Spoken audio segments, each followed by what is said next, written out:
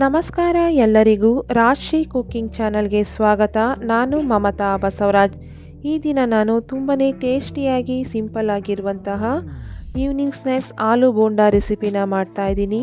ಮೊದಲಿಗೆ ಆಲೂ ಬೋಂಡಾಗೆ ಬೇಕಾಗಿರುವಂತಹ ಸ್ಟಫಿಂಗ್ನ ರೆಡಿ ಮಾಡ್ಕೊಳ್ಳೋಣ. ನಾನು ಬಾಣಲೆಯನ್ನು ಬಿಸಿ ಮಾಡಲು ಇಟ್ಕೊಂಡಿದ್ದೀನಿ. ಬಾಣಲೆ ಬಿಸಿ ಆದಮೇಲೆ 2 ಟೇಬಲ್ ಸ್ಪೂನಷ್ಟು ಎಣ್ಣೆನ ಹಾಕ್ಕೊಂಡಿದ್ದೀನಿ. ನೋಡಿ, ಎಣ್ಣೆ ಬಿಸಿ ಆದಮೇಲೆ 1 ಟೀ ಸ್ಪೂನ್ ಸಾಸಿವೆ, 1 ಟೀ ಸ್ಪೂನ್ ಜೀರಿಗೆನ ಹಾಕ್ಕೊಂಡು ಚಿಟಪಟ ಅಂತ ಸಿಡಿದ್ಮೇಲೆ 1 ಟೇಬಲ್ ಸ್ಪೂನ್ ಕಟ್ ಮಾಡ್ಕೊಂಡಿರುವಂತಹ ಶುಂಠಿ, 1 ಟೇಬಲ್ ಸ್ಪೂನ್ ಕಟ್ ಮಾಡ್ಕೊಂಡಿರುವಂತಹ ಹಸಿಮೆಣಸಿಕಾಯಿನ ಹಾಕ್ಕೊಂಡು ಸ್ವಲ್ಪ ಫ್ರೈ ಮಾಡ್ಕೊಳ್ಳೋಣ.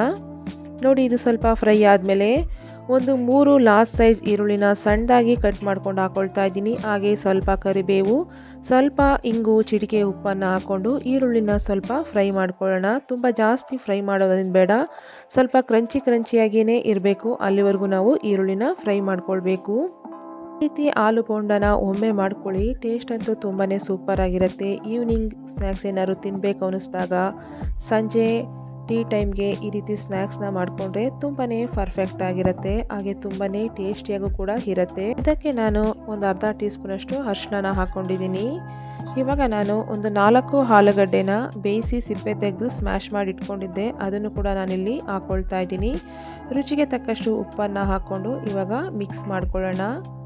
ಯಾರೆಲ್ಲ ನಮ್ಮ ಚಾನಲ್ನ ಸಬ್ಸ್ಕ್ರೈಬ್ ಮಾಡ್ಕೊಳ್ಳದೆ ವಿಡಿಯೋನ ನೋಡ್ತಾ ಇದ್ದೀರಾ, ಪ್ಲೀಸ್ ನಮ್ಮ ಚಾನಲ್ನ ಸಬ್ಸ್ಕ್ರೈಬ್ ಮಾಡ್ಕೊಳ್ಳಿ. ನಮ್ಮ ವಿಡಿಯೋ ನಿಮಗೆ ಇಷ್ಟ ಆದರೆ ಒಂದು ಲೈಕ್ ಕೊಡಿ. ಇವಾಗ ನೋಡಿ, ಚೆನ್ನಾಗಿ ಮಿಕ್ಸ್ ಮಾಡ್ಕೊಂಡಾದ್ಮೇಲೆ ಫ್ಲೇಮ್ನ ಆಫ್ ಮಾಡ್ಕೊಳ್ತಾ ಇದ್ದೀನಿ. ಇವಾಗ ಇದಕ್ಕೆ ಕಟ್ ಮಾಡ್ಕೊಂಡಿರುವಂತಹ ಕೊತ್ತಂಬರಿ ಸೊಪ್ಪನ್ನು ಹಾಕಿ ಮಿಕ್ಸ್ ಮಾಡ್ಕೊಳ್ತಾ ಇದ್ದೀನಿ. ನೀವು ಬೇಕಿದ್ರೆ ನಿಂಬೆಹಣ್ಣು ರಸನೂ ಕೂಡ ಹಾಕಿ ನೀವಿಲ್ಲಿ ಮಿಕ್ಸ್ ಮಾಡ್ಕೊಳ್ಬೋದು. ನೋಡಿ, ಈ ರೀತಿ ಆಲೂಗೆಡ್ಡೆ ಸ್ಟಫಿಂಗ್ನ ರೆಡಿ ಮಾಡಿಟ್ಕೊಂಡ್ರೆ ತುಂಬಾ ಕ್ವಿಕ್ಕಾಗಿ ನಾವು ಆಲೂ ಬೋಂಡನ ಮಾಡ್ಕೊಳ್ಬೋದು. ಇದೇ ಪಲ್ಯನ ನೀವು ಮಸಾಲೆ ದೋಸೆಗೂ ಕೂಡ ಮಾಡ್ಕೊಳ್ಬೋದು. ನೋಡಿ, ಇವಾಗ ಆಲೂಗಡ್ಡೆ ಸ್ಟಫಿಂಗ್ ರೆಡಿ ಆಗಿದೆ. ಇದು ಸ್ವಲ್ಪ ಕೂಲ್ ಆಗಬೇಕು. ಅಷ್ಟರಲ್ಲಿ ನಾವು ಕಡಲೆ ಹಿಟ್ಟನ್ನು ಕಲಿಸ್ಕೊಳ್ಳೋಣ. ನಾನಿಲ್ಲಿ ಒಂದು ಬೌಲ್ಗೆ 2 ಕಪ್ಪಷ್ಟು ಕಡಲೆ ಹಿಟ್ಟನ್ನು ಹಾಕ್ಕೊಳ್ತಾ ಇದ್ದೀನಿ. ಸುಮಾರು ಒಂದು 1/4 kg ಆಗುವಷ್ಟು ಕಡಲೆ ಹಿಟ್ಟನ್ನು ನಾನಿಲ್ಲಿ ತೊಗೊಂಡಿದ್ದೀನಿ.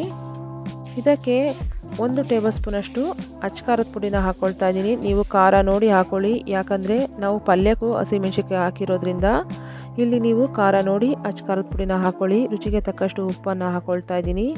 ಒಂದು 1/4 ಟೀ ಸ್ಪೂನಷ್ಟು ಅಜ್ವೈನನ್ನು ಈ ರೀತಿ ಕ್ರಷ್ ಮಾಡಿಕೊಂಡು ಹಾಕ್ಕೊಳ್ಬೇಕು. ನಾವು ಅಜ್ವೈನನ್ನು ಹಾಕೋದ್ರಿಂದ ಟೇಸ್ಟು ತುಂಬಾ ಚೆನ್ನಾಗಿರುತ್ತೆ. ಅಜ್ವೈನ ಇಲ್ಲ ಅನ್ನೋದಾದರೆ ನೀವು ಜೀರಿಗೆನೂ ಕೂಡ ಹಾಕ್ಕೊಳ್ಬೋದು.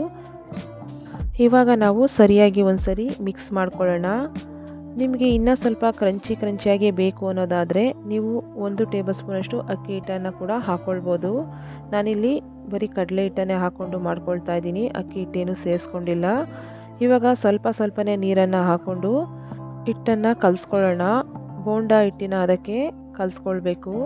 ನೋಡಿ, ಈ ರೀತಿ ಒಂದೇ ಸರಿ ನೀರು ಹಾಕೋ ಬದಲು ಸ್ವಲ್ಪನೇ ನೀರನ್ನು ಹಾಕ್ಕೊಂಡು ಕಲಿಸ್ಕೊಳ್ಬೇಕು.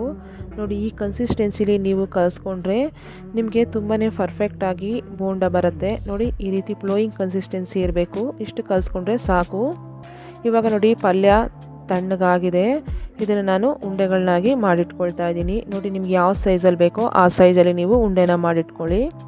ನಾನು ಈ ಸೈಜಲ್ಲಿ ಉಂಡೆಗಳನ್ನೆಲ್ಲ ಮಾಡಿಟ್ಕೊಳ್ತಾ ಇದ್ದೀನಿ. ನೋಡಿ, ಈ ರೀತಿ ಎಲ್ಲ ಉಂಡೆನೂ ಮಾಡಿಟ್ಕೊಳ್ತಾ ಇದ್ದೀನಿ. ಇವಾಗ ಈ ಕಡೆ ನಾನು ಎಣ್ಣೆನ ಬಿಸಿ ಮಾಡಲು ಇಟ್ಕೊಂಡಿದ್ದೀನಿ. ಆದಷ್ಟು ಮೀಡಿಯಮ್ ಟು ಲೋ ಫ್ಲೇಮ್ನಲ್ಲೇ ಬಿಸಿ ಮಾಡ್ಕೊಳ್ಳಿ ಎಣ್ಣೆನ. ನೋಡಿ, ಎಣ್ಣೆ ಚೆನ್ನಾಗಿ ಕಾಯ್ದ್ಮೇಲೆ ಇದಕ್ಕೆ ನಾನು ಮಾಡಿಟ್ಕೊಂಡಿರುವಂತಹ ಉಂಡೆಗಳನ್ನ ಕಡಲೆ ಹಿಟ್ಟಿನಲ್ಲಿ ಅದ್ದಿ ಈ ರೀತಿ ಎಣ್ಣೆಗೆ ಹಾಕ್ಕೊಂಡು ಮೀಡಿಯಮ್ ಫ್ಲೇಮ್ನಲ್ಲಿ ಫ್ರೈ ಮಾಡ್ಕೊಳ್ತಾ ಇದ್ದೀನಿ. ಆದಷ್ಟು ಮೀಡಿಯಮ್ ಫ್ಲೇಮ್ನಲ್ಲೇ ಫ್ರೈ ಮಾಡ್ಕೊಳ್ಳಿ. ಹೈ ಫ್ಲೇಮ್ನಲ್ಲಿ ಫ್ರೈ ಮಾಡೋದ್ರಿಂದ ಮೇಲೆ ಮಾತ್ರ ಕಲರ್ ಚೇಂಜ್ ಆಗುತ್ತೆ, ಒಳಗಡೆ ಸರಿಯಾಗಿ ಬೆಂದಿರೋದಿಲ್ಲ, ಹಿಟ್ಟಿಟ್ಟು ಥರ ಹಾಗೆ ಇರುತ್ತೆ. ಅದಕ್ಕೋಸ್ಕರ ಮೀಡಿಯಮ್ ಟು ಲೋ ಫ್ಲೇಮ್ನಲ್ಲೇ ಫ್ರೈ ಮಾಡ್ಕೊಳ್ಬೇಕು. ಸ್ವಲ್ಪನೇ ಬೋಂಡಗಳನ್ನ ಹಾಕ್ಕೊಂಡು ಫ್ರೈ ಮಾಡ್ಕೊಳ್ಳಿ. ಒಂದೇ ಸರಿ ಜಾಸ್ತಿ ಹಾಕೊಳ್ಳೋದ್ರಿಂದ ಒಂದಕ್ಕೊಂದು ಅಂಟ್ಕೊಬಿಡತ್ತೆ. ಇವಾಗ ನೋಡಿ, ಈ ರೀತಿ ಚೆನ್ನಾಗಿ ಮೀಡಿಯಮ್ ಫ್ಲೇಮ್ನಲ್ಲೇ ಗರ್ಗರಿ ಆಗೋವರೆಗೂ ಫ್ರೈ ಮಾಡ್ಕೊಳ್ಬೇಕು. ನೋಡಿ, ಇವಾಗ ಆಲೂ ಬೋಂಡ ಚೆನ್ನಾಗಿ ಫ್ರೈ ಆಗಿದೆ. ಇಷ್ಟು ಫ್ರೈ ಮಾಡಿಕೊಂಡ್ರೆ ಸಾಕು. ನೋಡಿ, ಈ ರೀತಿ ಆಲೂ ಬೋಂಡನ ಮಾಡ್ಕೊಳ್ಳಿ. ಸಂಜೆ ಟೀ ಜೊತೆ ತುಂಬಾ ಸೂಪರಾಗಿರುತ್ತೆ. ಚಳಿ ಇದ್ದಾಗ ಈ ರೀತಿ ಟೀ ಜೊತೆ ನಾವು ಆಲೂ ಬೋಂಡನ ಮಾಡಿಕೊಂಡ್ರೆ ತುಂಬಾ ಪರ್ಫೆಕ್ಟ್ ಆಗಿರುತ್ತೆ. ಮಕ್ಳಿಗೂ ಕೂಡ ತುಂಬಾ ಇಷ್ಟ ಆಗುತ್ತೆ. ಮಕ್ಳಿಗಾದರೆ ನೀವು ಸಾಸ್ ಜೊತೆ ಸರ್ವ್ ಮಾಡೋದ್ರಂತೂ ತುಂಬಾ ಇಷ್ಟಪಟ್ಟು ತಿಂತಾರೆ. ದೊಡ್ಡವ್ರಿಗೂ ಕೂಡ ತುಂಬಾ ಇಷ್ಟ ಆಗುತ್ತೆ. ನೋಡಿದ್ರಲ್ಲ, ತುಂಬಾ ಸಿಂಪಲ್ಲಾಗಿ, ಕ್ವಿಕ್ಕಾಗಿ, ಟೇಸ್ಟಿಯಾಗಿ ಆಲೂ ಬೋಂಡ ರೆಸಿಪಿನ ಮಾಡೋದು ಹೇಗೆ ಅಂತ. ಈ ರೆಸಿಪಿ ನಿಮಗೆ ಇಷ್ಟ ಆಗಿದ್ರೆ ಒಮ್ಮೆ ಟ್ರೈ ಮಾಡಿ ಹೇಗಿತ್ತು ಅಂತ ನನಗೆ ಕಮೆಂಟ್ಸ್ ಬಾಕ್ಸ್ನಲ್ಲಿ ತಿಳಿಸಿ. ಮತ್ತೆ ಇನ್ನೊಂದು ರೆಸಿಪಿ ಜೊತೆ ಬರ್ತೀನಿ. Thank you.